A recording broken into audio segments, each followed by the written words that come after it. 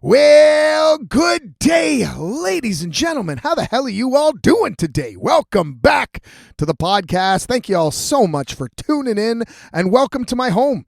I'm Johnny Nocash, and you are listening to a brand new episode of Life with Johnny Nocash. And as you know, I'm doing all this shit from the back of my van. It's like 3x3 little space. I eat, I sleep, I cook, I do everything from this small little area. So I just want to welcome you to my abode, and we're going to sit down and we're going to shoot the shit for the next little bit because I've got a fucking rant and a half for you. So get yourself a coffee, crack yourself a beer, pour yourself a whiskey, or maybe even have a vodka water squirt, but we're going to fucking have a time today.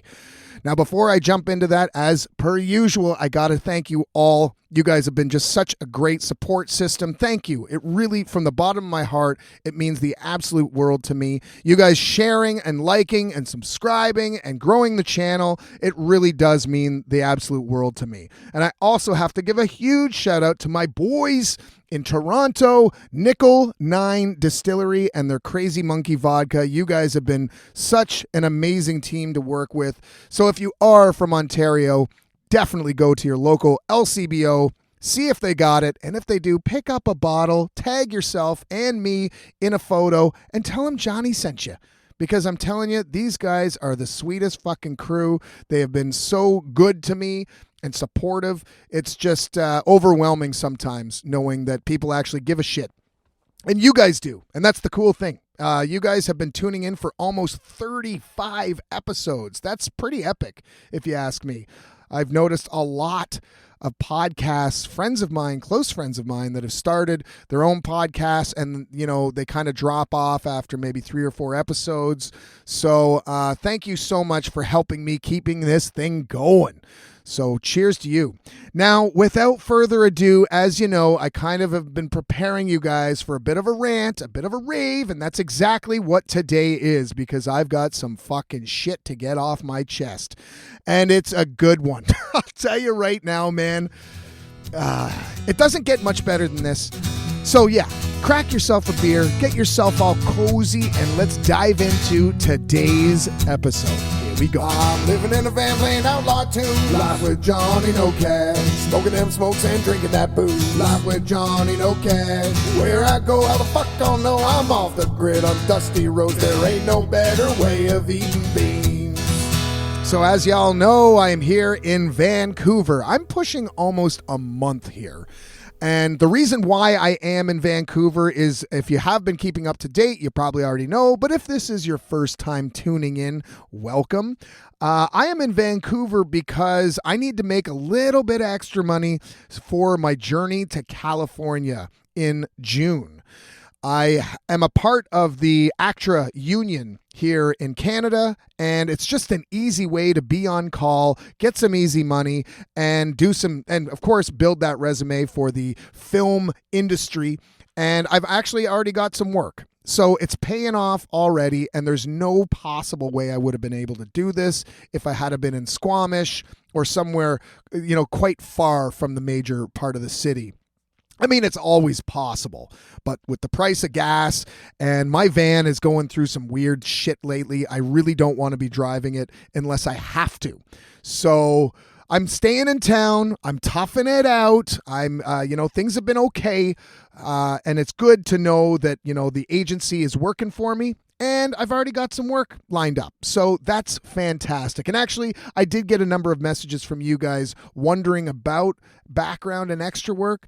I could actually get into that at the end of today's episode. So if you are interested in extra work and background work, stick around right to the very end, and I'll talk a little bit more in detail about that, because I know a few of you were definitely interested in switching careers, or at least switching things up for yourselves. So stick around to the very end for that. Things have been good, folks. Things have been good. And what I mean by good is interesting. I like interesting. I like curveballs. I hate fucking mundane, systematic fucking shit that's just already planned out. You know, that's why I chose this lifestyle. I knew that every day was going to be a new challenge. It was going to be different from the last and different for the next. And that is one of the reasons why I love this lifestyle so much. you just don't know who or what is going to happen next. And that's what I want to talk about today. So as you know, last episode, I was bitching and complaining about not being part of a community, or, I was kind of getting lonely. I was kind of trying to figure out where, where I was mentally. And I was asking you guys if it was okay to feel this way. And, oh yeah. So when you're on the road, folks, it's a very different lifestyle as far as meeting people. You could go to a pub, you can go to the library or the community center. And even then, most of the time when you do go to any of the places I just mentioned, most of the time people are there with other people. They're not there alone looking for friends, right? So I hopped on one of these dating sites, and I mean, it's a great way of meeting people. It's a great way to see if there's people that kind of share your interests and things like that. I know that you guys are laughing already once I said that. Yeah, it's going down that rabbit hole. So anyway, I had matched with this girl, and we actually bonded over A&W poutine. And I mean, that's an easy way for me to know like how expensive my date's going to be. So she was, raving about poutine with extra cheese. And god damn, man, she was like, this is the one. This is the one. Anybody that talks about A&W poutine the way she was, oh my God, I was like, fuck, this could be it, folks. This very well could be it.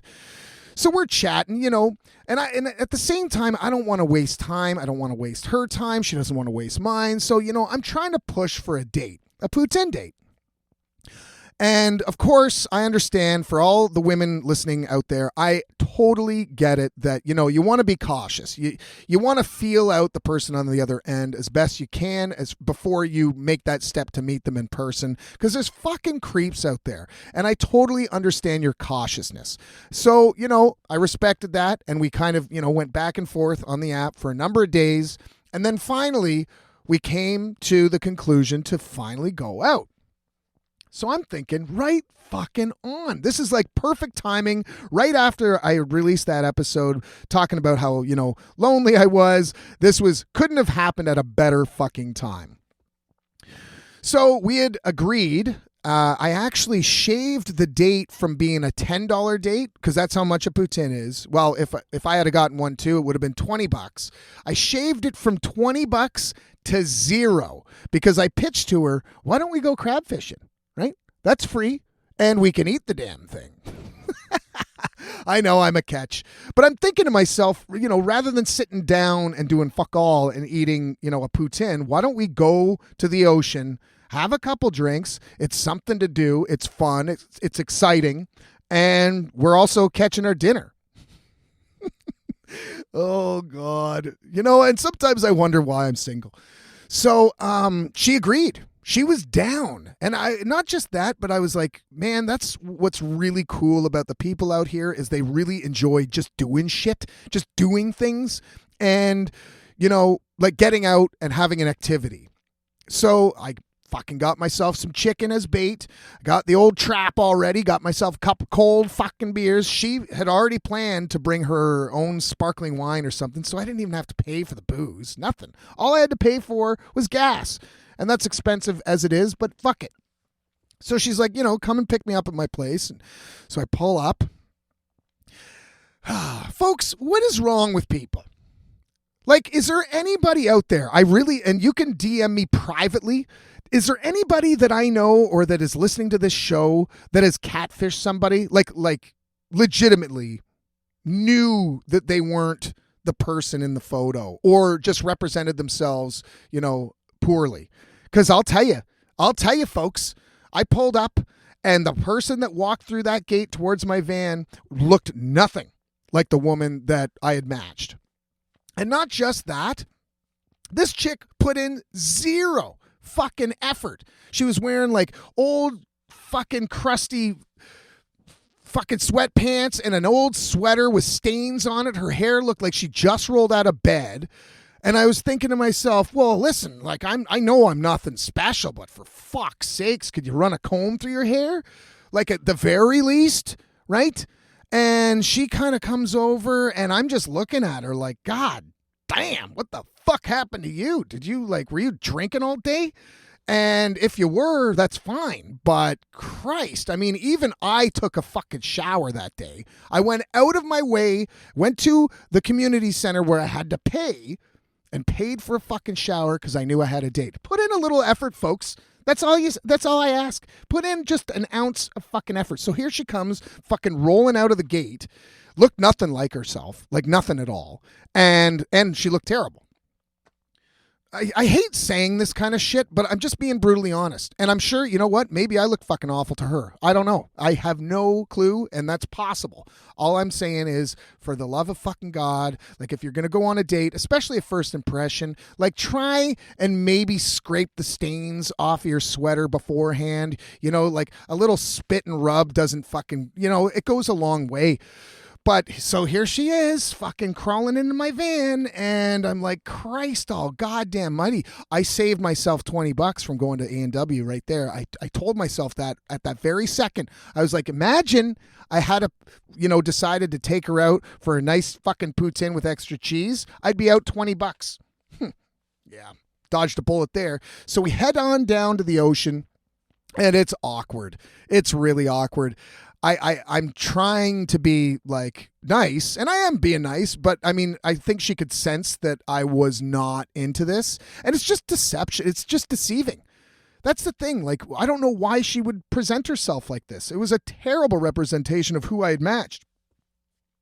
So we get down there and we throw the fucking trap in. I'm trying to have a good time. She's trying to have a good time. The tension is very fucking obvious. It's difficult to get past this. And, I'm just thinking to myself, God, please don't catch a crab. Please don't catch a crab. Because if I did, we had planned on eating the crab together. And then that would just extend the date like an extra 2 hours. And I'm just thinking, please don't fucking catch a goddamn crab. And luckily, I mean, we did catch some crabs, but they were too small to take home. So I was dodged a fucking bullet there too. And I was able to, pack it in after about 2 hours and drive her home. And it was really awkward. It was really fucking awkward. So all I got to say, folks, is, if you're doing this online dating thing, at the very fucking least, have some current photos, for the love of fuck. And if you do go out on a date, I'm not saying get dressed up to the nine. I'm really not, because then that might give off the wrong impression. But goddamn, like maybe put in a little bit of effort. I mean, I even fucking spat on my boots and shined them up, okay? Like, I mean, who does that? Nobody, except me. So, it just goes to show you that I was putting in a little bit of effort, even a little bit. That's all. It goes a long way. But it doesn't end there, folks. It doesn't fucking end there. I got the best goddamn thing for last. So we went our separate ways. I actually ended up, once I dropped her off, I went right back to the oceanside area that we were fishing off of, and that's where I crashed for the night. And I was reflecting on the whole thing, and I'm like, man, no wonder it's so difficult for everybody to date and meet people these days. Everyone's standards are through the roof. Everyone's expecting a certain thing, whether it's a hookup culture or just friendship. Everyone's on a totally different wavelength, it seems, and it's very difficult to kind of, find that connection, whatever it is you're looking for.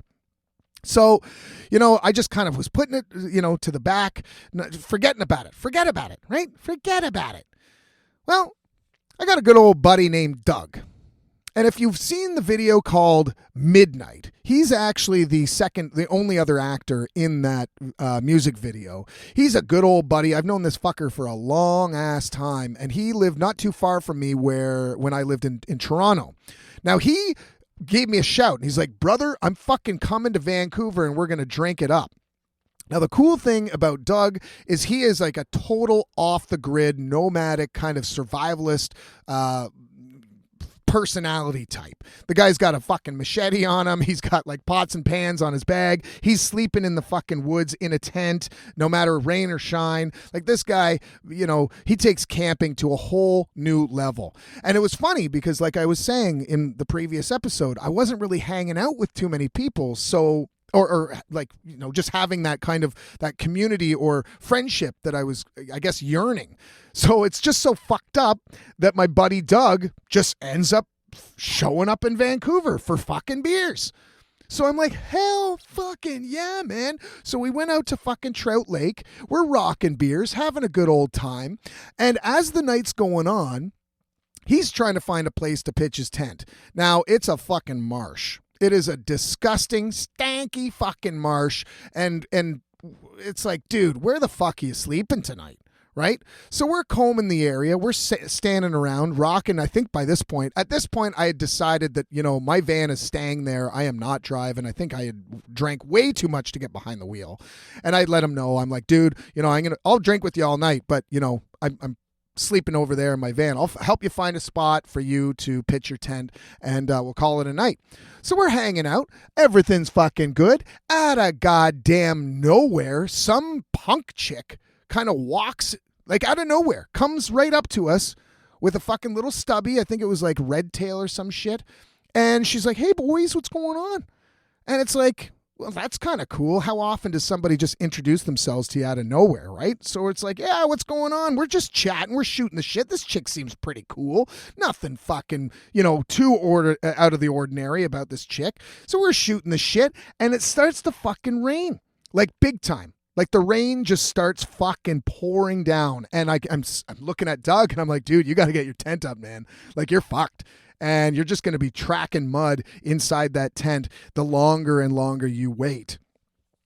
And then I turn to this chick, and I'm like, what's your plans? And she's like, well, I live on the other side of the city, so I don't know. So I'm thinking to myself, I haven't really hung out with too many people. I'm like, you know what, guys? You want to fucking party in the old van? I know it's a tight fucking area, real small, but the three of us can easily fit in here, rock the rest of the crazy monkey I have. She still had some red tails, and Doug had a fuck ton of vodka as well. So we can crank the tunes, crank the heat up, shoot the shit, have a good old fucking party. I gotta stop being so goddamn fucking considerate, because man, I fucked up. Yep. So we all pile in here, get the tunes going. She's fucking hacking darts. And just to let you know, I am 25 days smoke free. Haven't had a dart since. And totally on a side note, but she's smoking in here, and I don't mind. I actually kind of encourage people to smoke around me. It just kind of, it's kind of just like getting fucking the shit kicked out of you a little bit more. It's just taking it a little bit more, just rubbing it in. So she's hacking darts, we're smoking joints, rocking some booze, and the rain is just fucking pummeling down. Now, as everybody's hanging out, I don't know, I've got this kind of father type kind of mentality. I look after people. It's always in the back of my mind. I'm always thinking about the well-being of other people. And I'm just thinking, I'm like, Christ, man, it's really starting to come down. Is it possible that the three of us can sleep in here comfortably? So I pitch it. I'm like, listen, guys, this is an idea. Doug, if you want, you're more than welcome to sleep up in the passenger seat. And this chick, you're more than welcome to share the bed with me. And I mean this. I know what you're thinking. No. Fully clothed. I was not attracted to this chick at all. But I knew that she lived really, really far. It was pouring rain. She was out of cash. Why was she out of cash? Well, I found out that she bought a shot. Her last $5, she bought a shot off of fucking Doug. Why would you do that? And I was like, so how are you getting home? And she's like, I don't know. And I'm thinking, well, this is just real fucking great. You're putting me on the spot. But either way, I said, the hell with it, and I pitched this idea. You can share a bed with me. I got to be up early in the morning because I got to be on set, which I'll get to at the end of the episode. But if you want, we can just pile in. Doug, you can sleep in the passenger seat. This chick, you can sleep with me, and we can just pass out immediately, wake up early, go our separate ways, and then I can fuck off to set. This was my first day on set, so I couldn't fuck around. There was no fucking around here. I had to commit to this shit. I don't want to make a bad impression. So everyone agreed. And we agreed. We were like, all right, let's do this. And I think I ended up calling it a night around midnight. And I think the two of them wanted to fucking party more, but I was like, it's too fucking bad, man. I'm going to bed. I got to wake up really early tomorrow to go all the way to Langley. So we all turn in. Yep. We all turn in. Doug takes the fucking passenger seat. This chick and I crawl into bed and we pass out. Well, I don't know, maybe 30 fucking minutes later, all I hear is a fucking honking snore to my right. Honking, like, and I'm like, oh, this ain't fucking happening. No. So I nudge her, and I'm like, hey, you got to open your mouth when you're sleeping. And she's just honking away. And I'm like, now I'm starting to nudge her. And I'm like, I didn't sign up for this shit. And she's like, what? And I'm like, hey, yeah, you're snoring. So, could you try and, breathe properly? I can't fucking sleep. And she's like, fucking right back into a hard ass snore. And I'm just like, this ain't fucking happening. So I'm constantly fucking moving her around. I'm now starting to shake her. Like, I'm like, hello, can you fucking work with me a little bit here? Maybe sit up. I don't know. And then once she does wake up, she's like, I got to take a piss. And I was like, I told you right before we had to fucking go to sleep to go to the bathroom. This is like a trip, when you go on the family trip and you're like, hey guys, this is the last stop. And I said to everybody before we went to bed, I was like, now's the time to take a piss because I ain't fucking getting up in the middle of the night to walk you around and help you take this fucking piss so you can get back in here. All right. And she's like, I got to piss. And I was just like, oh, for fucking crying out goddamn loud. So I crawl out of bed. She leaves and she fucking comes, and it's pouring rain still. Keep this in mind. So she fucking comes hobbling back into the van, and she can't get up on the bed. She can't. She's she's a bigger girl. And so here I am fucking hauling her up, like hoisting this chick up on the bed, and she's like kind of flopping around. She's not even, and like, if you know my bed, you can't really sit up. So you got to kind of like scooch. So I'm hoisting her up into the fucking bed, and she's like, scooching her way up to the back. And I'm just like, what the fuck is going on? Like, this is like zero help. You're not helping me, lady. You're not fucking helping me at all. It's literally like, oh, fuck. And once she gets into bed, I see that her fucking socks that she wore are covered in mud. And I'm like, hey, did you just go outside in the pouring rain in your fucking socks? And she was like, yeah. And I'm like, what the fuck? Like, my whole blanket is covered in fucking dirt and it's soaking wet and your feet stink. So it's like that fucking rank, like mud stink smell all over my fucking duvet. Now I'm fucking furious. I'm like really pissed off.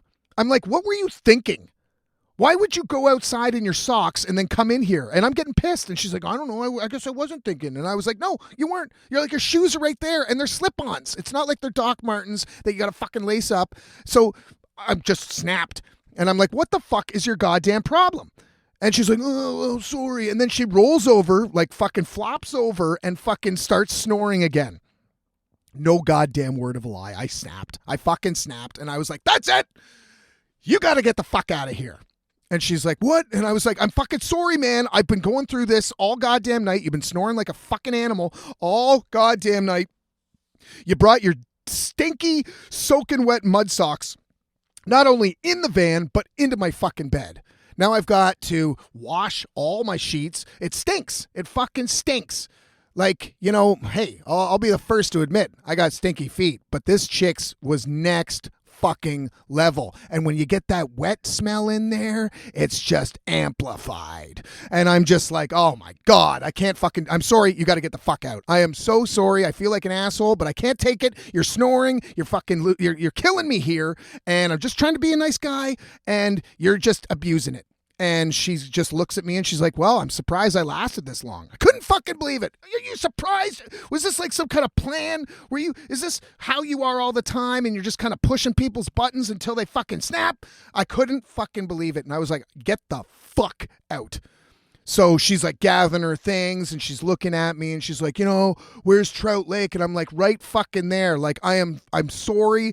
I feel like a prick for like, doing this, but I gave you way too many fucking chances and you're a grown ass woman. Figure it out. I am fucking sorry. I tried and the whole time all I can hear is Doug in the front seat going,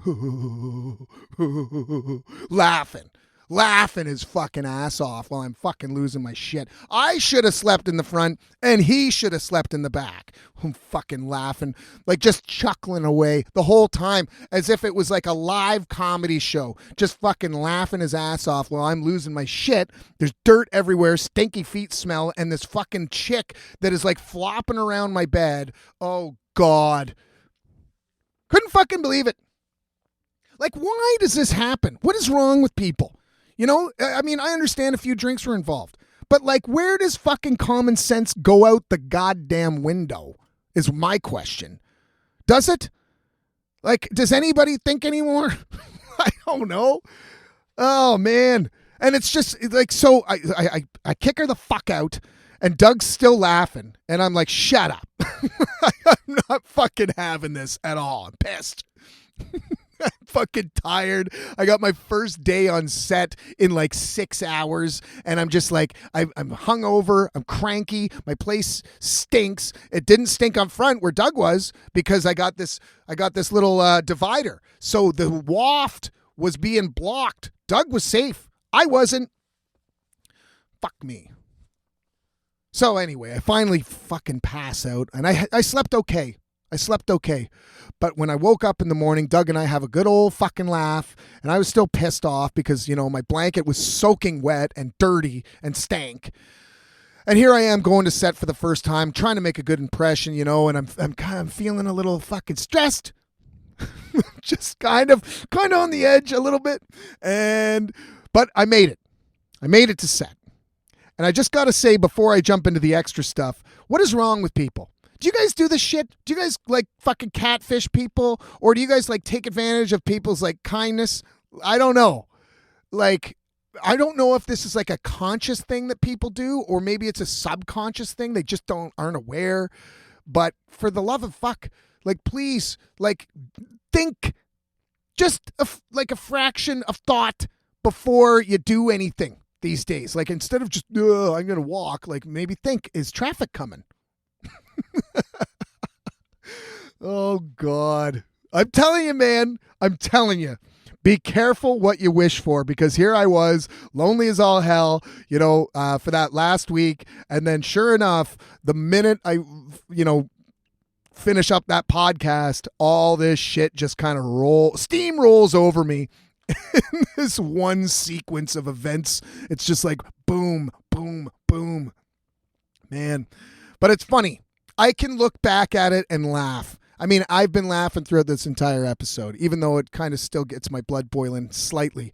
It's really only because of the stinky feet thing. Like, honestly, I don't care. I mean, we all got to take a leak. If she needed to take a leak, that's fine. That's totally fine. It's just like I told you before, to take a piss before we go to bed. It's not easy. It's not like you can just get up and go to a bathroom. It's a process. And especially when you got to go outside, it's like, you got to put on your boots. You got to put on your jacket. You got to find a place, and then you got to come back. Come on, man. Come on. But that being said, man, I got to set, and everything was fantastic. And for everybody who does want to, or is thinking about doing some background extra work, it's super easy. All you got to do, you don't need much. And I'm just going to give you a little rundown on how it's done. Because, again, I did get a number of messages about this and wanting me to go into a little bit more detail. There's agencies all over in pretty much every city across the nation. Major city, that is. And you just got to do a Google search. Go online and look up background agencies, and a number of them will pop up. And usually all you need to do is send in a photograph. You don't need a professional headshot. This isn't principal acting. This is just background shit. They just want to see what you look like. What kind of style you bring to the table. How tall are you? How big are you? What color of skin you got? What color hair you got? They want just a basic representation of what you look like. So when, these casting agents are putting their feelers out to the the extra agencies. They know who to send out. That's all you need. Now, at the same time, a lot of people are thinking, oh, well, is this like full-time work? It isn't. This is on call. Now, if they like you, if you got a good work ethic, if you're like got a good attitude, they will continually bring you back. Okay, so it's just like any other kind of job. If you do a good job, if you got a good attitude, they will bring you back. The other thing too is there's two ways to look at this. When you're doing extra work, you are either a non-union, which they pay like shit. But once you get in that union, man, you're treated like royalty. You're fed better. You get a lot more money. You get instant, like if you are on set for 30 minutes, you still get paid for 8. There's a lot of perks for it. So I just want to let you know that, like if this is something that, interests you in the very least, you can have an agency. If you're staying put for a period of time and you just want some on-call shit, you don't want to commit to like a 9 to 5 or commit to, some business that you don't really feel like you don't fit in or whatever. A lot of people are taking on jobs that they fucking hate. Well, I know all about that. So I'm just saying, if you want to be part of, the film industry, if you want to see the inner workings of film work, which is really quite fun, and now that most things are shot in the studio, you get to see these incredible sets, see the mechanics of how film work works, and not only get paid for it, but get a good fucking meal. So it's just something to consider. It's not for everybody. It's a boring job too. A lot of the time you're just sitting in a fucking waiting room with your phone or your book or listening to music and waiting for somebody to call you on set. So don't think that this is like a life-changing career choice. It really, really isn't. But for anybody who is trying to just kind of, branch out into something a little bit different, get into, like a scene that's different from their own, this is an easy way of doing it. And as long as you got a good work ethic, they will bring you back. And it's been great. So I was just on the show Snowpiercer, and I imagine they're going to be calling me back. I was a janitor. Of course I was. I'm either playing a drug dealer, a janitor, or a bum, or a thief. And I'm usually not very good at either of them, is what I'm normally cast as. So me being cast as a janitor made a whole fucking lot of sense to me. And I was not insulted one bit. So with that being said, folks, thank you so much for tuning in. I hope I answered some questions regarding the extra stuff. I hope I gave you a little bit of a chuckle there regarding online dating and people that are fucked, because I'm telling you, the world is a fucking weird place right now, and especially where everybody's online and kind of putting themselves out there from an online perspective. That is not who they are. And I'm sure that you guys have some stories yourselves. So by all means, share them with me. I would love to hear them. Does this only happen to me? I highly doubt it. I highly fucking doubt it. I have a feeling that this happens to a lot more people and is a lot more common than I'm making this out to be. So if you guys got some stories of your own, please share them. And if you guys got some tips for me, God damn it, I'll take them. God damn it. So thank you all so much for being a part of this. As you know, I love you guys. It's so fun getting behind the mic, talking to you guys about what's been going on, what kind of adventures I've been, experiencing. This wasn't much of an adventure. It's just an event. That's more of what it was. But I do really appreciate you guys. So thank you. If you made it this far, cheers to you. I know it's tough to get through, 30 minutes or 40 minutes, depending on how long some of these episodes are. But if you made it this far, you fucking rock. Cheers to you. And until next time, as you know, if you guys want to support my ass, you can go over to www.buymeacoffee.com/JohnnyNocash. Buy me a beer if you do decide to do so. But if you want some merch, you can go over to bandcamp.com. JohnnyNocash.bandcamp.com. I always get that fucking mixed up. And get yourself some merch. And thank you so much for being such great listeners, supporters, and I love y'all. So until next time, grab yourself some good old Crazy Monkey Vodka, have a shot, and we'll hang out next time. You better stay dusty. I'm out. Cheers. I'm living in a van playing outlaw tunes. Live with Johnny No Cash. Smoking them smokes and drinking that booze. Live with Johnny No Cash. Where I go, how the fuck I'll know I'm off the grid on dusty roads. There ain't no better way of eating beans.